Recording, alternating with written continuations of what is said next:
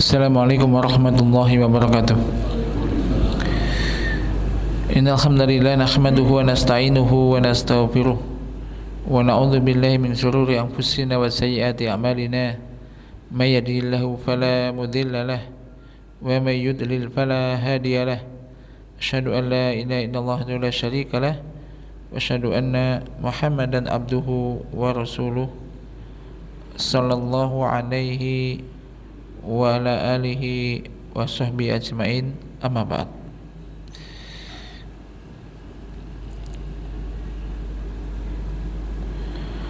Alhamdulillah, jemaah sekalian yang dirahmati Allah Subhanahu wa taala.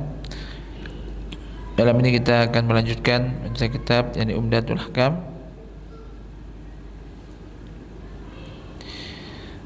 Dan kita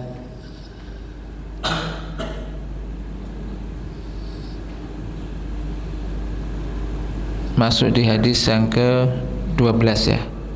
12 sekarang. Al-hadis Susani Asyar. Hadis yang ke-12. Qala mu'allif rahimahullah ta'ala an Abi Ayyub Al-Ansari radhiyallahu anhu qala qala Rasulullah sallallahu alaihi wasallam idza ataitumul ghaita fala tastaqbilu al-qiblah bi ghaitin wala tastadbiruha walakin syarriku au gharribu. Qala Abu Ayyub radhiyallahu anhu faqadimna Syam fawajadna marahida qad buniyat nahwal Ka'bah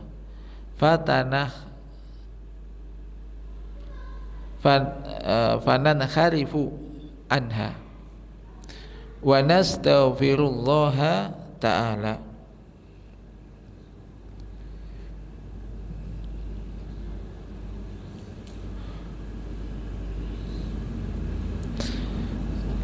Nah, hadis yang ke-12 ini masih ya, terkait dengan adab membuang hajat ini. Dari Abu Ayyub Al-Ansari radhiyallahu anhu telah berkata, Rasulullah sallallahu alaihi wasallam telah bersabda, apabila kamu datang yakni untuk membuang hajat al-ghaid. Ghaid ini yakni tempat sebetulnya yakni tempat untuk membuang hajat. Maka masa apabila kamu mendatangi ke tempat membuang hajat, masih mau membuang hajat, fala tastaqbilu qiblah bi ghaitin wala baulin, maka janganlah kamu membuang hajat baik BAB atau BAK dengan menghadap kiblat. Janganlah kamu menghadap ke arah kiblat. Bi ghaitin wala baulin, ketika membuang hajat, baik ketika membuang air besar atau membuang air kecil. Wala tastadbiruha, dan juga jangan pula membelakangi arah yakni apa kiblat. Jangan menghadap ke arah kiblat dan juga jangan membelakangi arah kiblat. Walakin syarriku au gharibu,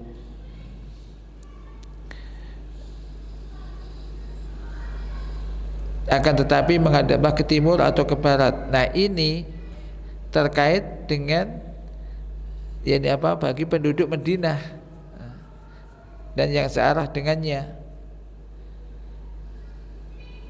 yaitu di mana ketika menghadap ke timur atau ke barat maka berarti tidak membelakangi, tidak menghadap kiblat dan tidak membelakangi kiblat.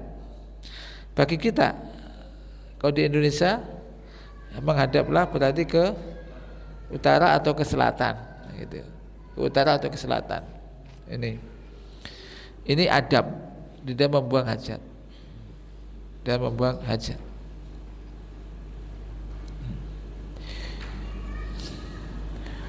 Abu Ayyub radhiyallahu anhu mengatakan, Maka kami pernah datang ke Syam, lalu kami dapati mirhat itu WC ini dibangun ke arah Ka'bah, menghadapnya ke arah Ka'bah.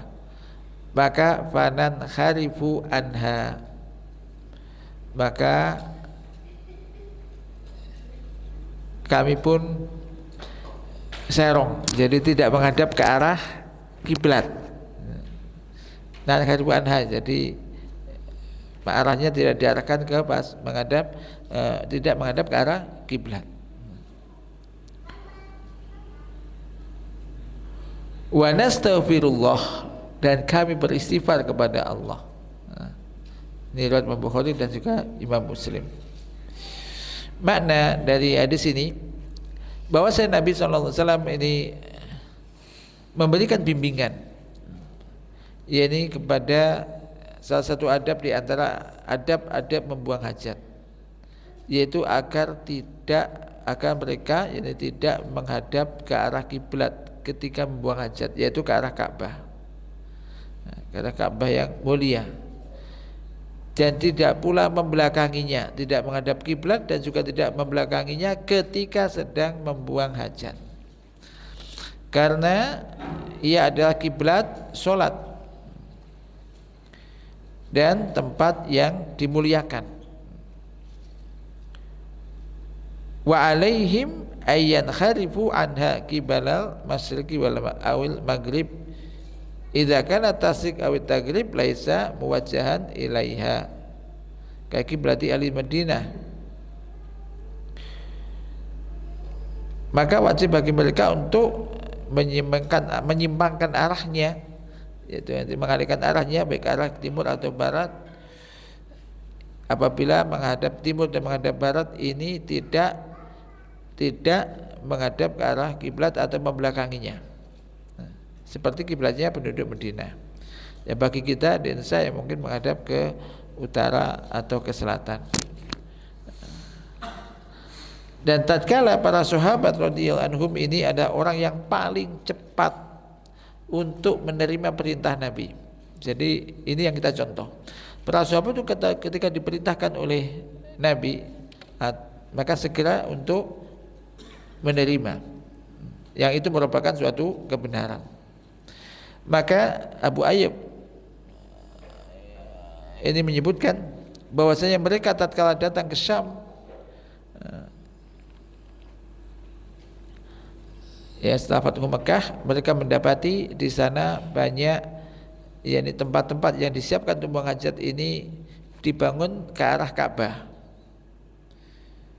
Maka mereka yanharifuna anil qiblah, jadi membalikkan atau yaitu membelokkan arahnya dari arah kiblat supaya tidak menghadap ke arah kiblat. Walakin qad yaqa'u minhum as-sahwa fayastaqbiluna Ka'bah, kan tapi terkadang yang lupa sehingga menghadap ke arah kiblat. Maka apabila mereka ingat mereka tidak menghadap ke kiblat dan mereka meminta kepada Allah ampunan atas apa yang lalai dari mereka. Maka di sini ketika membangun WC, katanya banyak sekarang udah ngerti kan, rata-rata ya tidak diarahkan ke arah kiblat atau membelakangi kiblat. Maka biasanya menghadap ke utara atau ke selatan. Walaupun nanti akan dibahas itu, bagaimana kalau itu di tempat yang yakni tertutup. Pembahasan kalau di tempat tertutup, semacam di kita sekarang, nanti kan ada pembahasan itu. Misalnya di kamar mandi atau itu kan ada tembok-temboknya itu. Nah ini itu menjadi pembahasan juga. Tentu yang lebih aman itu adalah yaitu berusaha tidak menghadap kiblat dan juga tidak membelakangi kiblat. Pelajaran yang bisa diambil dari hadis ini yang pertama adalah an-nahyu an istiqbalil qiblah wa istidbariha khala qada'il hajah. Larangan menghadap kiblat dan membelakangi arah kiblat ketika sedang membuang hajat. Ini yang pertama. Yang kedua, perintah untuk inhiraf anil kiblah, menyimpang dari arah kiblat dalam keadaan semacam itu, ketika membuang hajat, dalam keadaan sedang membuang hajat. Jadi tidak menghadap membuang kiblat. Yang kedua adalah untuk serong, tidak menghadap ke arah kiblat. Arahnya pokoknya tidak menghadap ke arah kiblat. Yang ketiga, inna awamirus syari'i wa nawahiyahu takunu 'amatan li jamil ummah wa hadza wal aslu. Sesungguhnya perintah-perintah syariat, pembuat syariat, dan juga larang-larangannya ini untuk siapa? Ini adalah umum untuk jamil ummah, untuk semua umat. Dan ini ada pada asalnya demikian. Dan bisa jadi ini khusus, diperkhususkan untuk sebagian umat. Di antaranya adalah perintah ini. Fa inna qaulahu, sesungguhnya sabda Nabi, walakin syariqu au gharibu, akan tapi menghadaplah kamu ke timur atau menghadaplah ke barat, ini perintah bagi penduduk Madinah dan orang-orang yang arahnya sama dengan penduduk Madinah, yaitu apabila mereka menghadap ke timur atau ke barat, maka mereka sudah tidak menghadap ke kiblat. Jadi ini bukan diambil timur dan baratnya, tapi arah yang tidak menjadikan menghadap kiblat atau membelakangi kiblat, itu tadi. Bagi kita berarti menghadap utara atau selatan. Yang keempat, apa hikmahnya? Hikmah dalam hal itu adalah ta'zimul Ka'bah al-musyarrafah, untuk mengagungkan Ka'bah yang mulia dan memuliakan Ka'bah.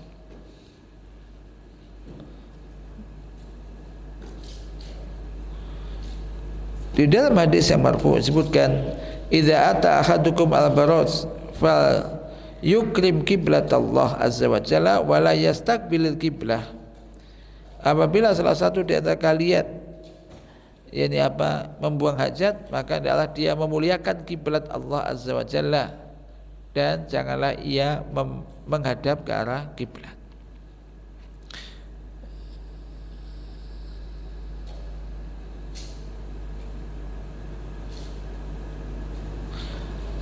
Yang kelima, al-muradu bil istighfari huna, yang dimaksud dengan istighfar di sini istighfar hati, bukan dengan lisan, karena berzikir kepada Allah dengan lisan di saat kasful aurat, terbukanya aurat, dan juga qada'il hajah, jadi ketika membuang hajat ini mamnu, dilarang. Wallahu taala a'lam bishawab.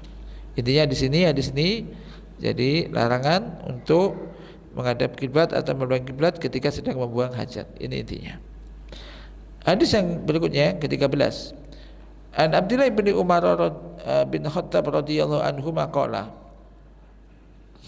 raqitu yauman ala baiti Hafsah fa ra'aitu an-nabiyya sallallahu alaihi wasallam yaqdi hajatahu mustaqbil Syam mustaqbil Ka'bah. Dari Abdullah bin Umar bin Khattab radhiyallahu anhu telah berkata, aku pernah suatu hari naik ala baiti Hafsah, di atas rumah Hafsah. Lalu aku melihat Nabi SAW ini membuang hajat, yang membuang hajatnya ini dengan menghadap ke Syam dan membelakangi Ka'bah. Menghadap Syam dan membelakangi Ka'bah. Riwayat Imam Bukhari. Mana global di sini bahwasanya Ibnu Umar radhiyallahu anhu menyebutkan bahwasanya suatu hari ia datang ke rumah Hafsah. Hafsah ini adalah saudarinya Abdullah. Nah, Hafsah ini putrinya Umar, dan Hafsah ini istrinya Nabi sallallahu alaihi wasallam. Lalu Ibnu Umar ini melihat Nabi SAW ini buang hajat, wa huwa muttajihun nahwa Syam, itu menghadap ke arah Syam dan menghadapi membelakangi arah kiblat. Nah, perbedaan pendapat di antara ulama dan juga antara dua hadis ini. Para ulama berbeda pendapat tentang hukum tadi menghadap kiblat dan membelakanginya pada saat membuang hajat.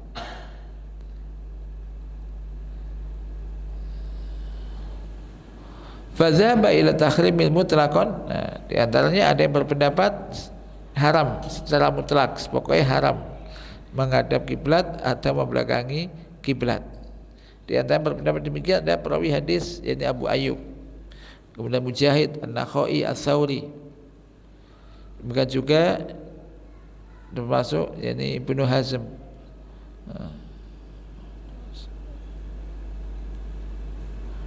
Wa huwa ikhtiyaru Syekhul Islam Ibnu Taimiyah wa Ibnu Qayyim.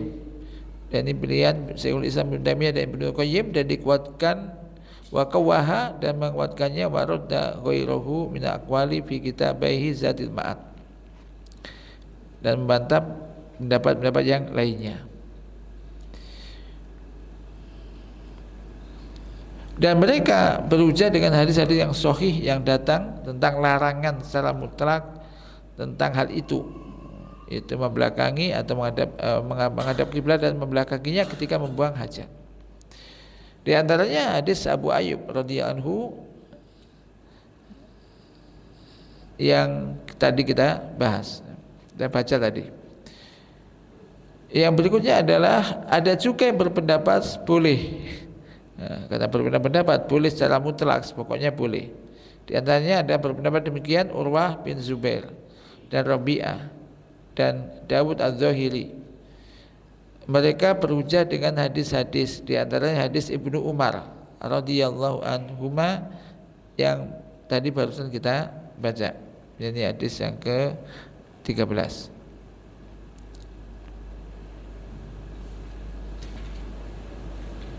Wa zaba al-a'immah, dan para a'immah Imam Malik, Imam Syafi'i, Imam Ahmad dan Ishaq, dan itu diriwayatkan dari Abdullah bin Umar radhiyallahu anhuma, dan juga As-Sa'bi berpendapat dirinci ila tafsil dalam masalah itu. Maka mereka mengharamkan hal itu ketika di tempat yang terbuka. Di tempat terbuka, misalkan ya, tempat terbuka ya, mungkin ya tadi mungkin di tempat yang sepi ya, tempat terbuka dia buang hajat, terbuka maksudnya tidak ada dindingnya, tidak terbuka ini ya. Kemudian wa yubihunahu fil bina, dan mereka membolehkan ketika di dalam bangunan, dalam gedung, di dalam bangunan masih ada temboknya, masih ada temboknya. Mu'alif kitab Taisir Alam menyebutkan wa hadza huwal madhhabul haq alladzi tastami'u fihi al-adillah asy-syar'iyyah as-sahihah al-wadihah. Dan ini adalah mazhab yang hak, yang benar, yang terkumpul padanya dalil-dalil syar'i yang sahihah, yang wadihah, yang jelas.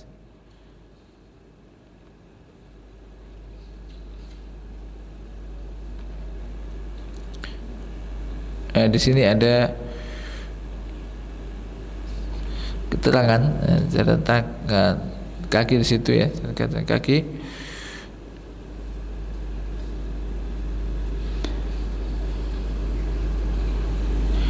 Bahwasanya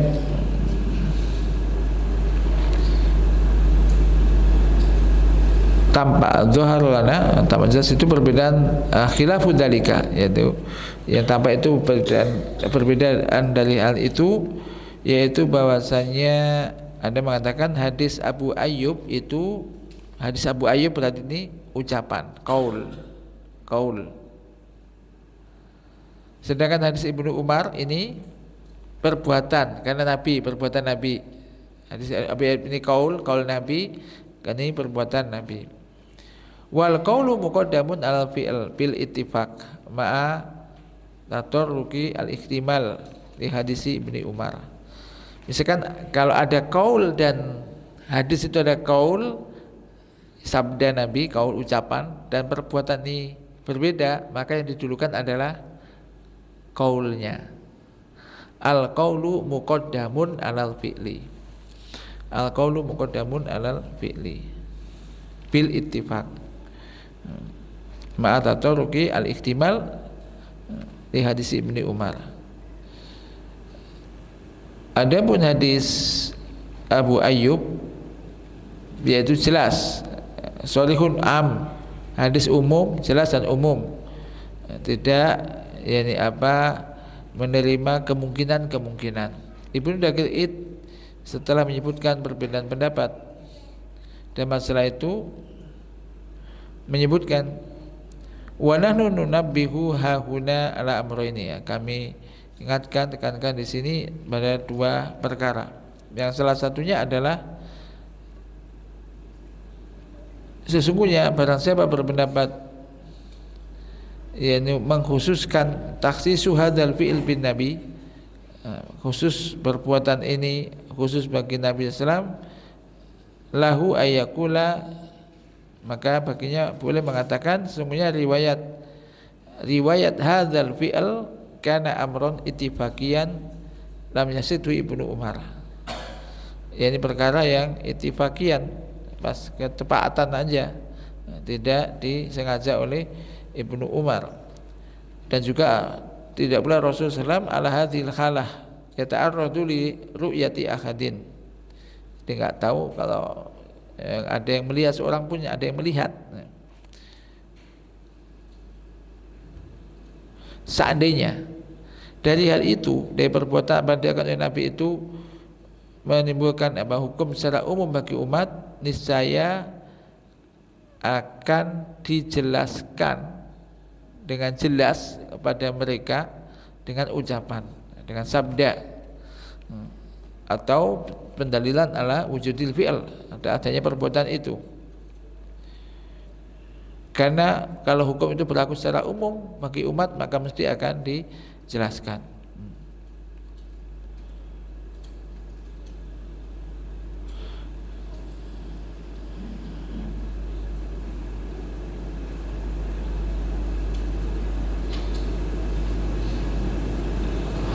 Karena ya Nabi nggak tahu kalau ada yang melihat, kan?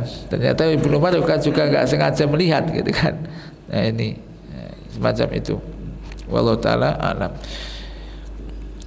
Kemudian yang kedua, innal hadis idza kana amudalalah wa aradahu ghairuhu fi ba'di suwar wa aradna takhsis bil fal wajib an naktasir fi mukhalafati muqtadal umum ala miqdari darurah wa yabqa al hadis wa am ala muqtada umumihi fima yabqa minas suwar.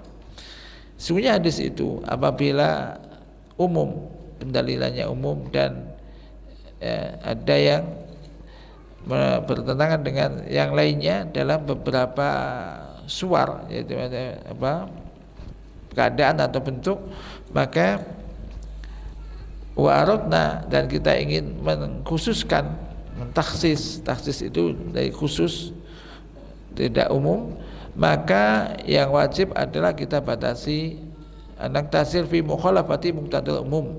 Jadi dalam mukhalafah perbedaan muqtadal umum, konsekuensi dari keumuman itu alamik dari darurah. Makna darurat itu maksudnya berarti dalam keadaan darurat, sehingga hadis yang umum tetap pada konsekuensi keumumannya di dalam keadaan yang lainnya.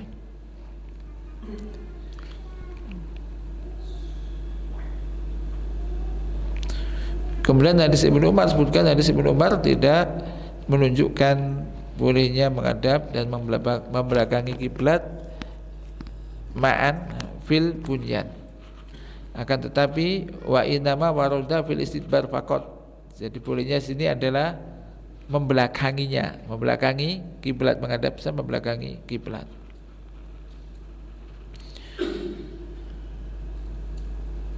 Maka yang berbeda ini sesungguhnya adalah di dalam membelakangi. membelakanginya, sehingga menghadap kiblat istiqbal, maka ini tidak ada perbedaan. Maka di sini ya ini hendaknya diamalkan, yakni bimuqtadha hadis, ya, konsekuensi tuntutan dari hadis Abu Ayyub di dalam larangan, yakni apa, menghadap secara mutlak, menghadap kiblat maksudnya. Akan tapi mereka membolehkan menghadap dan membelakangi ma'an fil bunyan wa alaihi hadza soal. Intinya ya ini kehati-hatian ya nggak usah gitu kan. Tapi kalau terpaksa ya serong gitu aja. Serong ini yang diamalkan ini kalau terpaksa. Tapi kalau kita membuat WC misalkan, maka kalau memungkinkan ya kita akan buat, dihadapkan saja kalau di kita ya ke utara dan ke selatan. Dan ini saya lihat rata-rata memang sudah paham lah, tukang-tukang rata-rata memang biasanya mesti menghadap ke situ. Kalau di sini utara selatan ya kan, ya utara selatan, ya, alhamdulillah. Nah intinya ini untuk apa? Pengamalan, bentuk pengamalan. Maka saya Muhammad bin Ibrahim al-Syekh rahimahullah, beliau mengatakan la farqa bainal bunya wal fadha, tidak ada perbedaan antara bangunan dan juga tempat yang terbuka.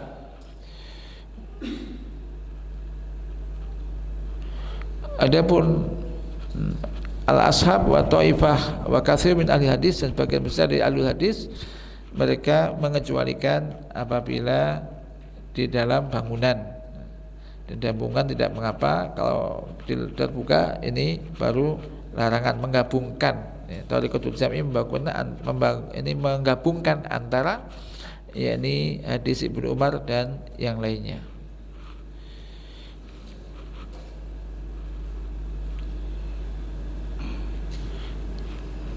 Tapi sekali lagi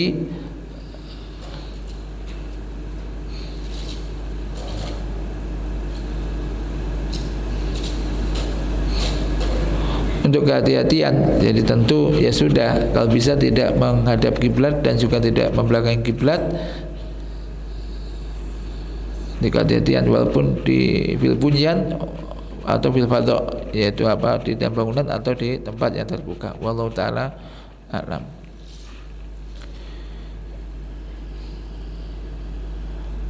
Kemudian tadi tambahan catatan kakinya ya.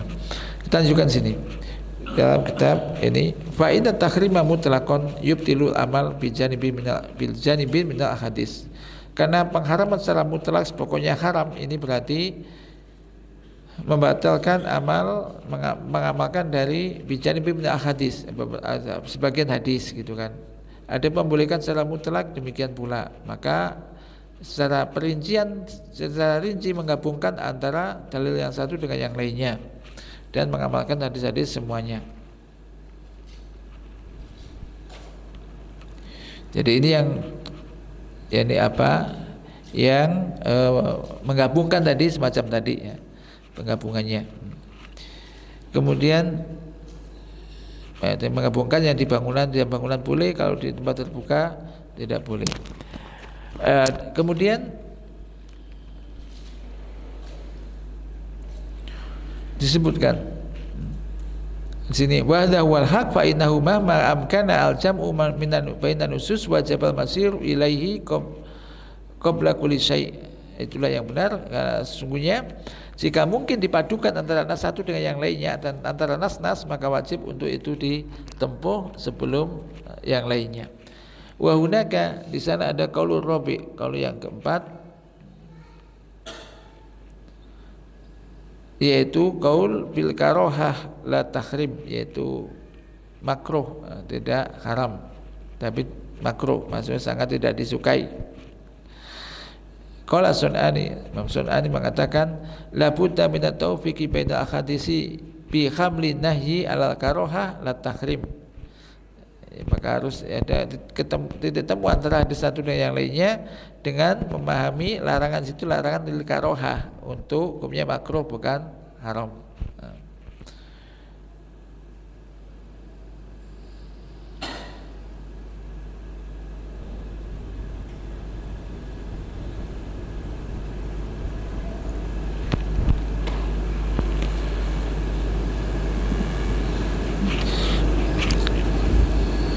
Kemudian pelajaran yang bisa diambil dari sini, jawazu istidbari Ka'bah inda qadha'il hajah wa yufidu bi annahu fil bunyan.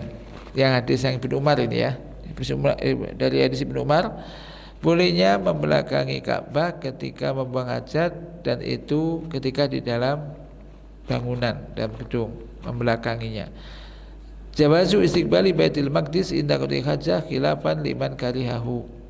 Bolehnya menghadap ke Baitul Maqdis ketika membuang hajat, ini khilafan liman karihahu, menyelisih pendapat yang memang memakruhkan hal itu. Jadi sekali lagi, kalau bisa diusahakan tidak membelakangi maupun tidak menghadap maupun membelakangi kiblat ketika membuang hajat, tentu ini lebih utama. Wallahu taala a'lam. Kemudian yang berikutnya, An Anas bin Malik radhiyallahu anhu qala kana Rasulullah sallallahu alaihi wasallam yadkhulu al-khala fa akhmilu ana wa gulamun nahwi idawatan mimma'in wa anazatan fayastanji bil ma'. Dari Anas bin Malik radhiyallahu anhu bahwasanya ia mengatakan adalah Rasulullah sallallahu alaihi wasallam ini masuk ke tempat buang hajat. Lalu aku dan anak kecil semisalku, seusiaku ini membawa idawatan min ma'in. Idawatan min ma'in, satu wadah air, wa anazatan. Anazatan ini semacam tombak kecil ya. Fayastanzi bil ma'. Jadi Nabi ini membuang hajat, ini pas mau masuk ke tempat buang hajat, maka ini Anas ini membawakan apa? Air ya, untuk istinja, dan juga ada yang membawa tumbak ini untuk apa ini? Jadi untuk supaya nggak kelihatan orang. Nah, ini.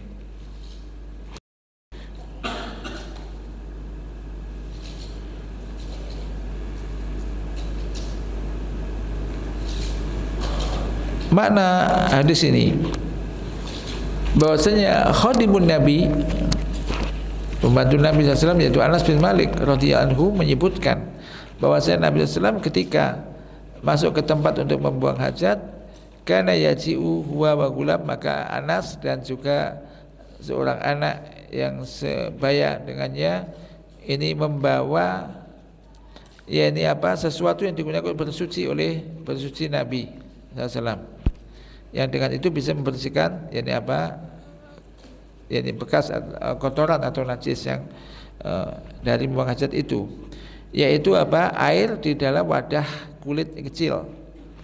Demikian juga mereka datang dengan membawa sesuatu yang bisa untuk menutup, yakni apa, menutupi yakni apa, Nabi, sehingga tidak terlihat dari pandangan manusia, yaitu apa tadi, tombak kecil yang ditancapkan dari besi, ditancapkan di tanah, dan kemudian mungkin diberi sesuatu sehingga tidak kelihatan, karena waktu itu kan di zaman dulu ya tempat yang terbuka, tidak ada yakni apa, dindingnya.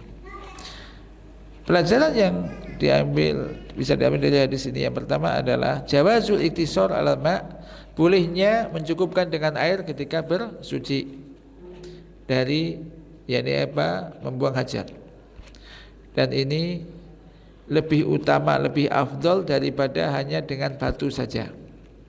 Kalau batu kan istijmar ya, baru kalau nggak ada air boleh dengan batu kan, ada jumlahnya ganjil ya kan. Kalau nggak ada batu yang semisal dengan itu, mungkin tisu dan semisalnya.